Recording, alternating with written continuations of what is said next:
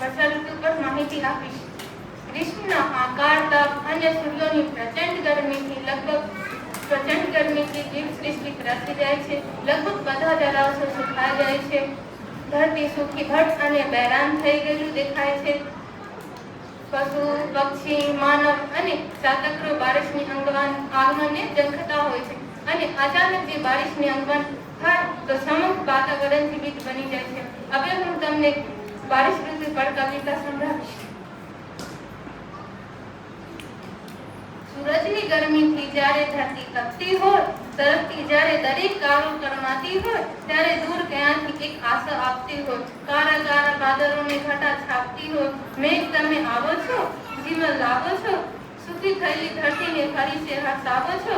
બૂંદ બૂંદથી તમે તરસ छिपाવો છો, નવજીવન સંગીત તમે સંભળાવો છો। ખેતરોમાં જ્યારે તમે વરસો છો, પાક ઝૂમી ઉઠે છે, ખેડૂતો હસતા હોય છે। નદીઓ, નાળા, તળાવ બધું ભરી જાય છે। પશુ પક્ષી સૌ તમારી પાસેથી જીવન પામે છે। તમે ફક્ત પાણી નથી, એક આશા છો। તમે દરેક જીવન માટે વરદાન છો। તમારું આગમન એક નવો સાહસ છે, કારણ કે તમે જો જીવનની તરસ છો। બાદલ, મેઘ, જલધાર તમે મહાન છો।